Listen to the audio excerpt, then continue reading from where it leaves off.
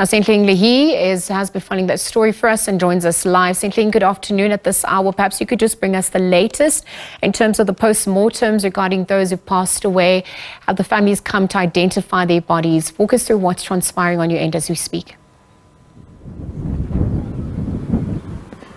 Good afternoon to you, Liesel, and our viewers. Indeed, a week of tragedy that befell Impala as we saw some of the family members of the deceased make their way here to the Majakaneng funeral parlor.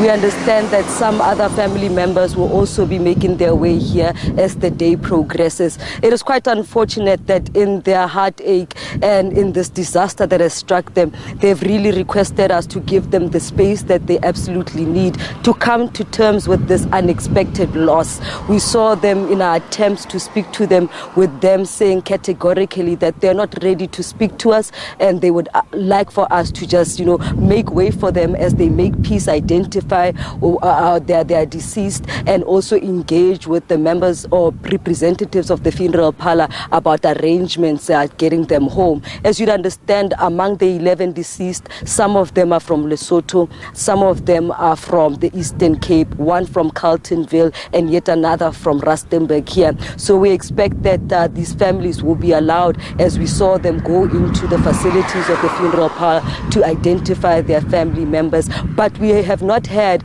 quite detailed information about the progress in conducting the postmortems, as we were requested to leave the premises of the funeral parlor to avoid aggravating the family members to a greater extent. And I must admit that these sentiments were seen even yesterday when we were attempting to engage with some family members who went to Impala Shaft 11. When we attempted to speak to them when they came out, they told us categorically that they were not in any state to speak to us and requested that they be given that space to make sense of what happened. And at the time, it seemed that many of the details remained sketchy, in as much as they knew that them who had gone to the mine, their family members had not deceased, but they were not clear on their condition, whether or not they were in critical condition. They were just given the hospital name, and then they made their way to the hospital to ascertain for themselves the condition there. We understand as well through talks with Impala Mine there, that indeed they're also engaging with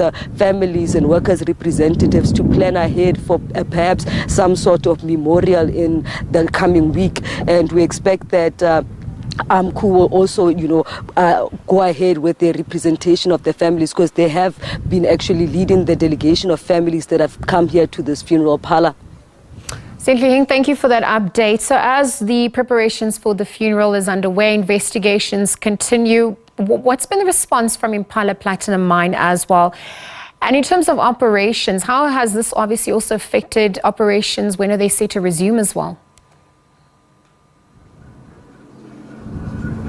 Indeed, operations at Impala were affected. You remember that when the accident broke out, Impala took a decision to stop all its operations around Rustenburg. We understand that while other operations have resumed since, the operations at Shaft 11 and Shaft 11C remain suspended as investigations continue to ascertain what could have really caused this accident, what could have caused this employee convenience to plummet and actually claim about 11 lives, and have about 14 now, admitted in hospital in critical condition. We've also heard the mine speak yesterday about the assistance that they're willing to give to their families, ensuring that there's support for the dependents of the deceased. But we also heard words coming from AMCU that in fact there shouldn't be that substitution arrangement that we'd previously seen in Marikana, where family members would be requested to come substitute the deceased in work.